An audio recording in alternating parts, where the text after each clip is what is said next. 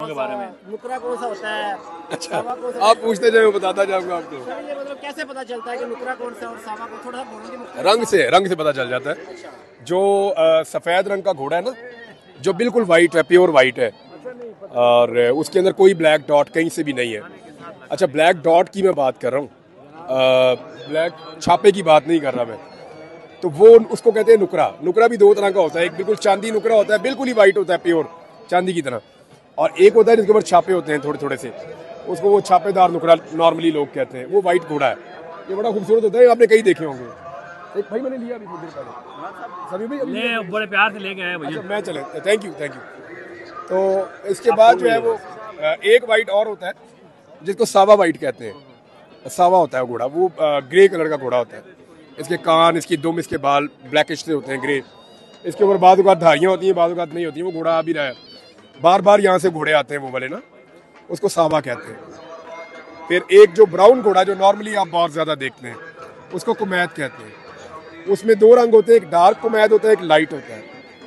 फिर एक चेस्टनट घोड़ा होता है जिसको हम पाकिस्तान की ज़ुबान में कहते हैं कक्का। वो चेस्टनट होता है, वो आप उसको ऑरेंज से मिलता जुलता आप समझ लें, चेस्टनट कलर का घोड़ा होता है। और वो बड़ा तगड़ा घोड़ा होता है। ये नॉर्मली चेस्टनट घोड़े अच्छे होते हैं। और एक मुश्का होता है जी, वो काला घोड़ा होता है। इसमें अलग अलग है, कुछ ज़्यादा काला होता है, डार्क थोड़ा सा कम होता है, उसको मुश्का कहते हैं यहाँ पे। तो एक नुकरा हो गया, कुमैद हो गया, और सावा हो गया, और इस तरह ये सारे रंगों के नाम हैं। एक होता है वो, एक घोड़े को कहते हैं, जो मेरा घोड़ा यहाँ पे आएगा उसे कहते हैं गरड़ा। गरड़ा, वो पिंक सा कलर होता है उसका घोड़े का। रंग की वजह से हाँ, उसका रंग गरड़ा है, वो पिंकिश टाइप का। अभी आएगा तो आप देख लीजिएगा। तो इनमें फिर आगे शेड्स भी हैं बहुत सारे। एक घोड़े को पंच कल्याण कहते हैं, उसके 4 पाँव वाइट होते हैं और माथे पे वाइट कलर की एक लकीर होती है। तो ये अच्छा शौक है घोड़ों का। और वैसे भी अल्लाह रब्बुल इज़्ज़त ने घोड़े की पेशानी में खैर रखी हुई है।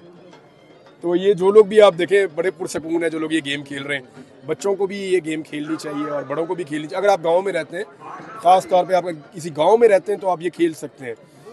ये फिर आपको इतना महंगा नहीं पड़ता, सबको खेलनी चाहिए। समी भाई को तो मैं रिकमेंड कर रहा हूँ कि मैं हज करके आ जाऊँ, तो उसके बाद सभी भाई आएंगे फॉर्म पे और मैं सभी भाई को ट्रेनिंग दूंगा। और मैंने कहा कि बूढ़ों को भी ट्रेनिंग। नहीं, आप माशाल्लाह जवान है समी भाई, माशाल्लाह। माशाल्लाह, अभी ऐसा कुछ करनी है।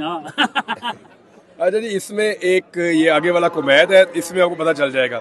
इसके पीछे चेस्टनट है, और तीसरे नंबर पे जो है ये सावा है, और चौथे नंबर पे भी सावा है। या इसको वो मतलब छापे वाला नुकरा है, शायद यहाँ छापे वाला नुकरा है। ये 4 घोड़े हैं, एक सेक्शन में 4 घोड़े भागते हैं। एक जो किला उसको उखाड़ने का, एक टेंट को उखाड़ने का जो है, वो आपको मिलता है 4 नंबर, ऐसा है। तो थारोब्रेड का भी जिक्र हुआ था पिछले दिनों, गंडापुर साहब ने जिक्र किया था कि वो बड़े घोड़े होते हैं, वो लगभग 2-3 सेंचुरियां लगी उन घोड़ों को बनाने में। वो तेज तरीन घोड़े हैं, उनको तैयार किया गया है सारे काम करने के लिए। वो मुख्तलिफ घोड़ों की नस्लों को इकट्ठा किया गया और बड़े लंबे अरसे तक उन पर तजर्बे किए गए, तो थारोब्रेड घोड़ा बना। ये हमारे जो कच्चे का इलाका है, जो स्पेशली डेरा इस्माइल खान का है, वहाँ की ये खसूसियत है। वो ठीक कह रहे हैं गंडापुर साहब, उनके इलाके में ये थारोब्रेड घोड़ा जब मैंने लिया था तो वहीं से जाके लिया था।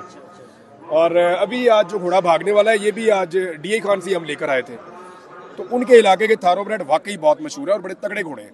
वो जिसामत में बहुत ताकतवर होते हैं। अली अमीन गंडापुर जैसे हैवी जिसामत वाले आदमी को भी वो उठा लेते हैं।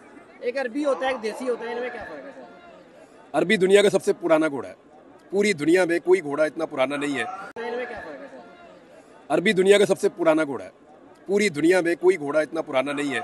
जिस घोड़े की हड्डियां सबसे पुरानी मिलती है ना दुनिया में, वो अरेबिक है। अच्छा, अरबी जो है उसकी पसली के अंदर एक हड्डी कम होती है, उसके फेफड़े और उसका ये मजल है, ये बड़ा होता है, नाक के सुराख बड़े होते हैं। ये दुनिया में सबसे ज़्यादा जो स्टेमिना है घोड़े का, जो दूर तक जाता है एंड्योरेंस रेस में, वो अरेबिक घोड़ा है। जहाँ पे आपको अरबी घोड़ा कोई नज़र नहीं आएगा।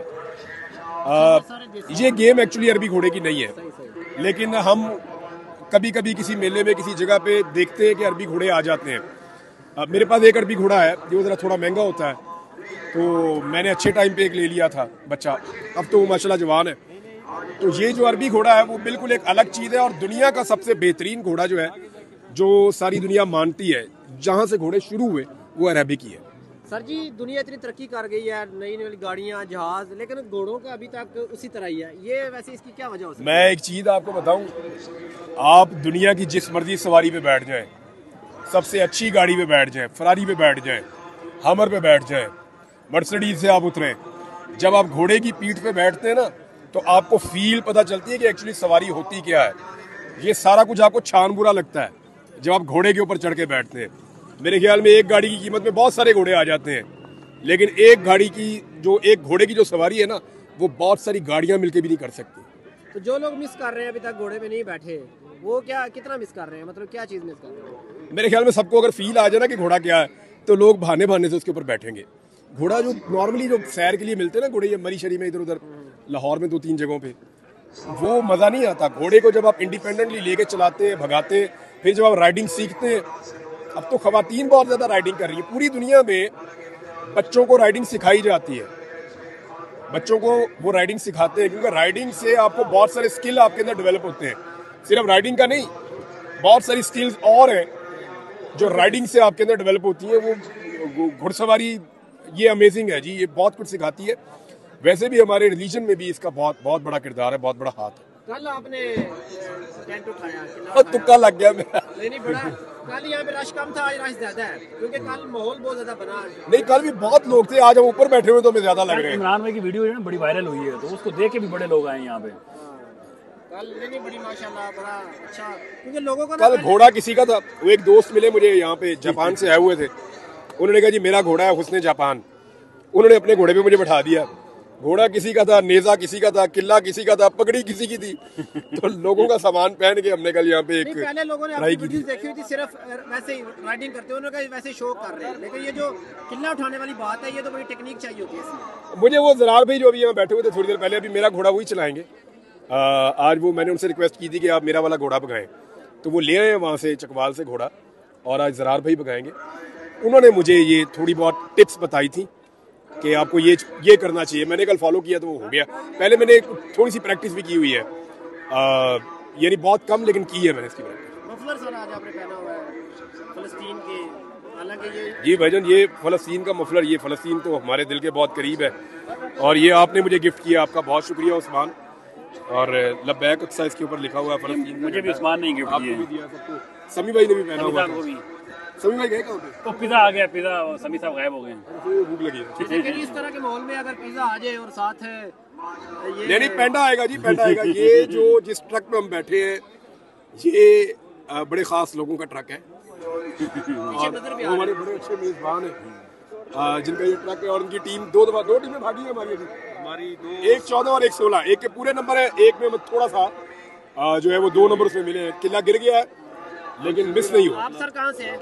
हम जी लकी मरवत से। अच्छा, लकी मरवत से ताल्लुक है, और हमारी टीम जो है मरवत और बन्नू मिक्स है, उसमें कुछ बन्नू के हैं, कुछ लकी मरवत के हैं।